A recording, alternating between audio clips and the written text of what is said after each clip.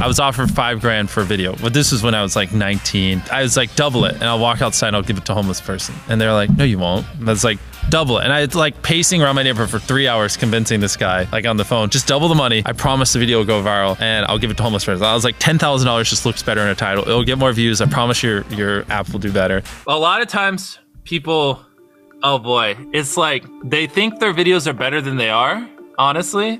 And tell them, Jimmy, tell them. I mean, they do that, and they have horrible friend groups because you really are like the type of YouTubers you hang around. It's getting people with the right YouTuber friend group that aren't pussies and will actually tell them when their content's bad and like actually roast it and help them get better in a nice, positive way. Basically what I did was I've somehow found these other like 4 lunatics. 3 of us were college dropouts. 1 was a high school dropout, and 1, I don't know, he just like quit his job. We were all super small YouTubers, and we basically talked every day for 1,000 days in a row and did nothing but just like hyper study, like what makes a good video, what makes a good thumbnail, what's good pacing, like how to go viral. We would just get on Skype every morning, and like some days like I'd get on Skype at 7 a.m. and I'd be in the call until like 10 p.m. and then I'd go to bed, I'd wake up and I'd do it again. We'd do things like take 1,000 thumbnails and see if like there's a correlation to the brightness of the thumbnail to how many views it got. Imagine a world where it's just you working solo and you work 12 hours a day every day for like a year. And you're just grinding, you make a mistake, you learn from it, you grind, you make a mistake, you learn from it, and you do that for like a year.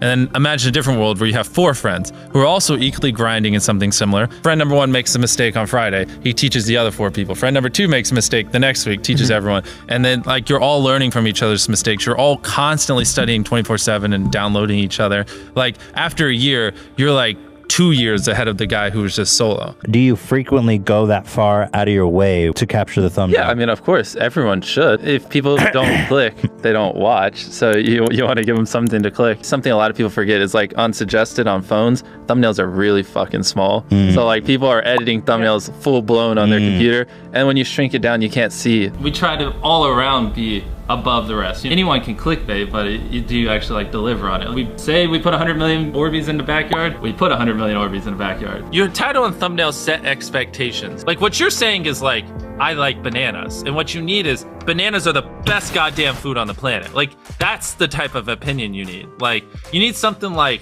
how to get 100 million views on YouTube, or not even that, that's not strong enough. You need something that makes people go, what the fuck? What the fuck did he say in that video? What the fuck?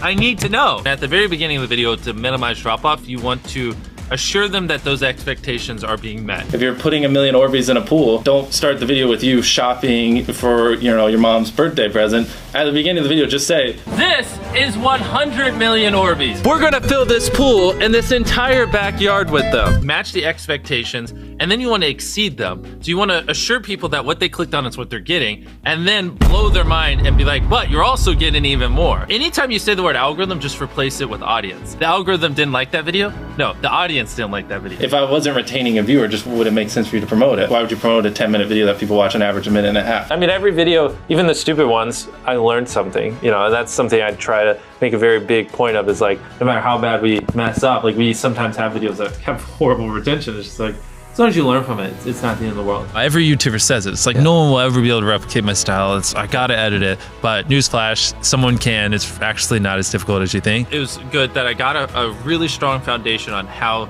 YouTube works and how the style of videos I wanted and everything before I scaled up the team, if that makes any sense. I just want to make sure that's clear, because I've seen people try to build the team without foundation and knowing how to do well. I know that if we film this video, it will do well, just because I've spent a decade of my life hyper obsessing over YouTube and I have a good pulse on it. But if you didn't have that, then you wouldn't know. Like, you wouldn't be able to spend $4 million on a Squid Game, because you might lose $2 million and then you can't pay your people. But of course, yeah, if I didn't have these people, I couldn't do half the stuff I do. For the last like 8 or 9 years, like every dollar I've made, I just spent it the next month on content. And I just did that every single month, and it just kept getting bigger and bigger, and here we are. Since I was 13, there probably hasn't been a single hour that's gone by that I've been awake where I haven't thought about YouTube. Like, I'm just focused on making the best videos possible, period. I don't care about making money. I don't care about time. I don't care about anything. I just want to make the best videos on the planet. Literally all the algorithm does is reflect what the people want to a T. And if you deny that, you just make terrible videos and are trying to find a scapegoat. We do our videos in other languages as well. If you Google it, it's like only whatever, less than 10% of the world speaks English. So 90% of the world can't even enjoy your content. And when I realized that, I was like, wait a minute, 90% of the world can't even watch this stuff. Like, we just started doing this like 6 months ago, and it's crazy like how viral some of these videos are going. 51 million. In Spanish, the guy who does my dubs is the same guy who dubbed Spider-Man. We managed to convince him. So a lot of those comments are like, why does he sound like Spider-Man, or is MrBeast Spider-Man? To me, what's important is click-through rate, getting people to click on your video, and then average view duration, average view percentage, or just relative retention, and having them watch it. A lot of creators think click-through rate is just like the title and thumbnail and did they click it, but a lot of it too is, did they enjoy your last video? Because if someone watches a video of yours and they loved it, you can bet the next time you're recommended, their chance of clicking is a lot higher. Sometimes we're filming for 3 or 4 days, like 10 hours a day,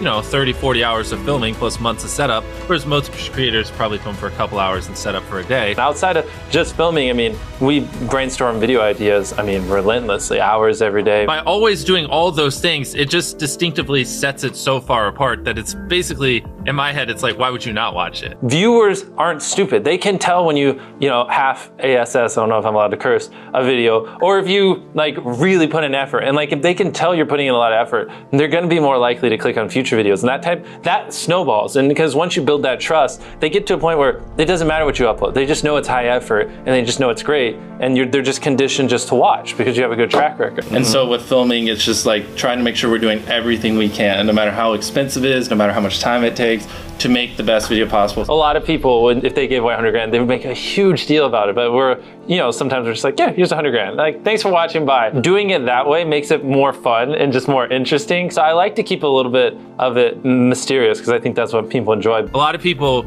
aren't willing to put in 10 hours days because they don't like what they're doing. So it's finding what they enjoy, because it is like a long grind. You're doing the for years, not months. So if you don't enjoy it, then you're gonna burn out. I just had the blessing of finding what I loved at a young age. So because to get to this level, it takes, a decade. Most people don't find what they love till their young 20s, so they'd be where I'm at in their 30s. Yeah. I just lucked out and found it when I was really young. Living your life chasing a nicer car and a bigger and bigger box to live in is kind of a dumb way to go about life. I actually, funny enough, I lived in a super below average home, and I kind of learned why famous people don't live in below average homes, because someone broke in, stole everything I owned. So I had to get a little nicer house for security reasons. But before I was robbed, my place is a little duplex, $700 a month. You get a roommate's $360 split. People think just because you go for views means you can't have fun, but you can pull views and you can have fun, which is what we purposely try to do. If you're not doing something that's just inherently fun to you, you're just quit. Just give up. You gotta at least semi-enjoy what you're doing, or you're gonna quit long before it gets to the point where it brings in money or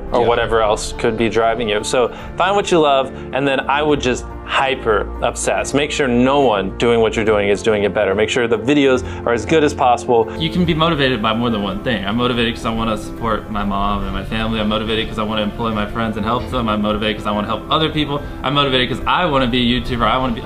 I feel like that's another misconception. You can have lots of things that drive you. Absolutely. Yeah. Absolutely. So there's just tons of stuff that drive me.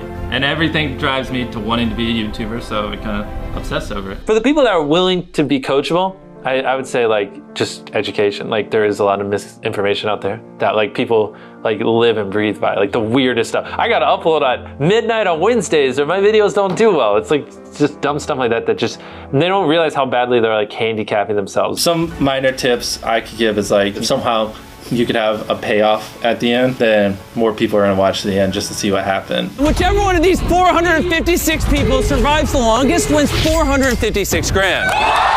Cut out all dull moments, try not to over-explain things. If a camera just sits on me and I'm just talking for 20 seconds, it doesn't hold retention as well as, maybe me talking and other footage popping up. It's much easier to get 5 million views on one video than 50,000 views on 100 videos. It takes way less effort to get 5 million views on one video. Back then, which I think small YouTubers should do, is I would reply to every single comment. And so I think a few people caught on that I would always reply. And so some people would just be like, I wonder how long it'll take for him to reply. So that was a lot of my comments when I was smaller, but at least it kept him coming back. And your analytics, and most of you probably know this, audience retention. You can see where people click off. Just literally go through your last 50 videos, write down where everyone clicked off, and then just don't do those things again. But wait a minute, Mr. Beast. What if I don't know how to actually improve my average view duration? How do I know where to start? What if I'm just a noob? Well, in order to better retain your viewers, it's first helpful to have a really deep understanding of how they experience YouTube, to put yourself in their shoes. And in this video, I explain 5 simple steps that will help you do just that. Check it out.